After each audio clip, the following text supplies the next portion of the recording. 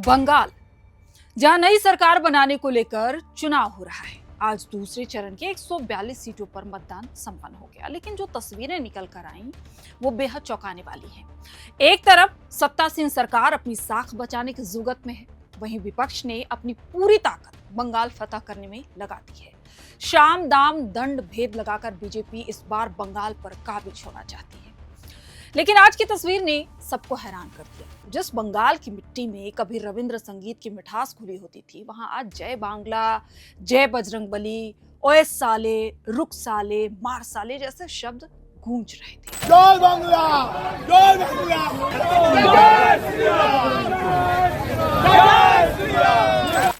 जहां चुनावी उत्सव होना था, वहां आज खूब लाठी डंडे चले, खून भी बहा। दूसरे चरण का मतदान चल रहा था, लोकतंत्र का उत्सव होना चाहिए था, लेकिन भवानीपुर तक की सड़कों पर जो हुआ वो लोकतंत्र के माथे पर कलंक है। जय बांग्ला बनाम जय श्री राम के नारों के बीच सवाल सिर्फ वोट का नहीं है, बल्कि वर्चस्व की उस जंग का है जिसमें कानून व्यवस्था की सरेआम धज्जियां उड़ा दी गई। जब एक कद्दावर नेता को बूथ पर घेर लिया जाए, जब गालियों और हमलों के बीच सुरक्षा बलों को लाठीचार्ज करना पड़े, तो समझ लीजिए कि बंगाल की चुनावी रंजिश अब मतदान केंद्रों की दहलीज पार कर चुकी है। नमस्कार, मैं हूं प्रियंका मिश्रा और आप देख रहे हैं एयर नाउ। पश्चिम बंगाल, जहां सत्ता की लड़ाई सिर्फ चुनाव नहीं बल्कि रणनीति, समीकरण और भावनाओं की जंग बन चुकी है। एक तरफ ममता बनर्जी की मजबूत पकड़, तो दूसरी तरफ भाजपा का बढ़ता विस्तार।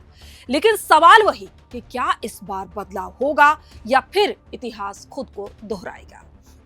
दूसरे चरण में जो हुआ वो बेहद हतोत्साहित करने वाला था। बीजेपी के शुभेंदु अधिकारी मतदान केंद्रों का जायजा लेने पहुंचे। चुनावी मैदान रण क्षेत्र में तब्दील हो गया। भवानीपुर में जैसे ही शुभेंदु अधिकारी की गाड़ी रुकी, टीएमसी समर्थकों ने घेर लिया। एक तरफ से जय बांग्ला, जय बंगाल के नारे गूंज रहे थे, तो दूसरी तरफ से शुभेंदु के समर्थकों ने जय श्री राम, जय बजरंगबली का उद्घोष करके जवाब दिया। स्थिति तब बिगड़ गई जब भीड़ आक्रामक हो गई। आरोप है कि शुभेंदु की गाड़ी को रोकने की कोशिश की गई, उनके साथ अभद्र व्यवहार किया गया, अभद्र भाषा का इस्तेमाल किया गया। शुभेंदु ने कहा कि ये वोटर नहीं है, बाहरी गुंडे हैं। इस पूरे घटनाक्रम के बीच शुभेंदु अधिकार का पारा सातवें आसमान पर था। वहीं टीएमसी के भी जो लोग हैं वो शुभेंदु अधिकारी पर आरोप लगा रहे हैं। इधर शुभेंदु अधिकारी ने साफ कहा है कि ये स्थानीय वोटर नहीं है, बल्कि मुख्यमंत्री ममता बनर्जी के द्वारा भेजे गए गुंडे हैं। शुभेंदु ने यह तक कह दिया कि सीआरपीएफ जब तक यहाँ नहीं आएगी, मैं यहाँ से 1 इंच भी नहीं हिलूंगा। ये लोग मुझ पर हमला करने आए थे। शुभेंदु का ये कड़ा रुख और फोन पर फोर्स की मांग करना ये बताता है कि ग्राउंड जीरो पर राज्य पुलिस के प्रति भरोसा टूट चुका है। टीएमसी अपना राग अलाप रही है, शुभेंदु अधिकारी बीजेपी की तरफ से अपना राग अलाप रहे। लेकिन इन सब के बीच जो पीस रहा है वो है बंगाल की जनता, जिसका भरोसा भी टूट रहा है और ना जाने कितने इल्जाम भी लग रहे हैं। अगर इसके जड़ और बंगाल की राजनीति को समझना है तो सबसे पहले समझिए कि यहाँ की कल्याणकारी योजनाओं का असर क्या है। राज्य सरकार की योजना जैसे कन्याश्री, लक्ष्मी भंडार और स्वास्थ्य साथी सीधे गरीब और महिला वोटरों को प्रभावित करती है। इससे टीएमसी को एक मजबूत और अस्थायी वोट बैंक मिला है, जिसे तोड़ना भाजपा के लिए आसान नहीं है।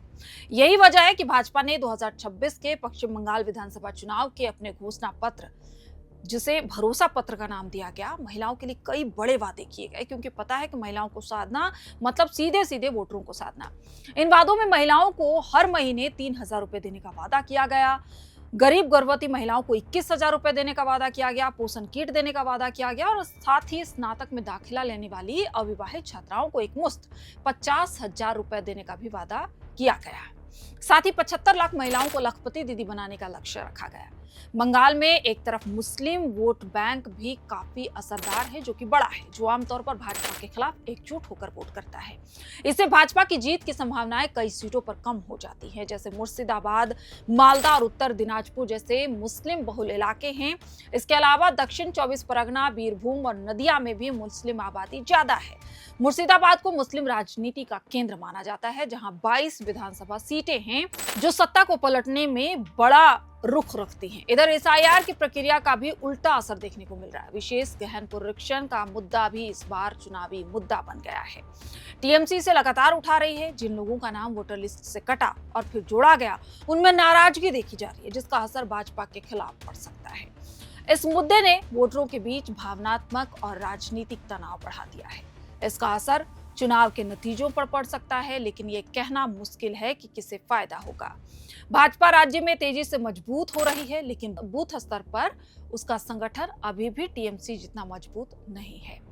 चुनाव जीतने में ग्राउंड लेवल का नेटवर्क बहुत अहम होता है। 2021 विधानसभा और 2024 लोकसभा चुनाव के नतीजे बताते हैं कि भाजपा ने विस्तार तो किया है, लेकिन सत्ता तक पहुंचना अभी भी चुनौती बना हुआ है।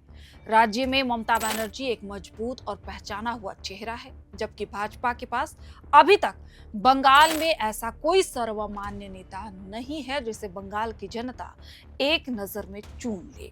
इसे वोटर असमंजस में रहते हैं कि वो किसे वोट दें। अगर भाजपा जीतती है तो मुख्यमंत्री कौन होगा, ये सवाल भी उसके लिए मुश्किल पैदा करता है। इन चुनौतियों के बावजूद भाजपा के लिए कुछ मौके भी हैं। शहरी और अर्ध शहरी इलाकों में उसका समर्थन बढ़ा है। जो वोटर पहले वाम दलों को समर्थन देते थे, वो अब धीरे धीरे भाजपा की ओर जा रहे हैं। युवा और पहली बार वोट देने वाले मतदाताओं में भी पार्टी अपनी पकड़ मजबूत करने की कोशिश कर रही है। साथ ही केंद्र सरकार की योजनाओं का भी असर दिख रहा है और टीएमसी के 15 साल के शासन के खिलाफ सत्ता विरोधी माहौल भी भाजपा के लिए एक मौका बन सकता है। विश्लेषकों की माने तो इस बार चुनाव में कोई साफ लहर नजर नहीं आ रही है। हालांकि वोटिंग प्रतिशत के आधार पर लोग हवाओं का रुख बता रहे हैं, लेकिन ये बताना काफी हद तक मुश्किल है कि वोटर किसकी तरफ है। ऐसे में मुकाबला सीधे भाजपा और टीएमसी के बीच है, लेकिन भाजपा के लिए चुनाव आसान नहीं है, क्योंकि उसे एक मजबूत क्षेत्रीय पहचान, नेटवर्क और सामाजिक समीकरणों से जूझना होगा। इस बार के चुनाव में बांग्लादेशी शब्द हावी रहा। शुभेंदु अधिकारी के समर्थकों ने यह नारा लगाया, इसके पीछे का दर्द समझना होगा। यह आरोप है कि सीमा पार से लोगों को लाकर वोट बैंक बनाया गया।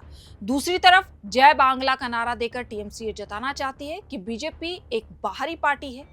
लेकिन सवाल यह है कि क्या बंगाल की अस्मिता इतनी कमजोर है कि वो चुनाव के समय हिंसा में तब्दील हो जाए?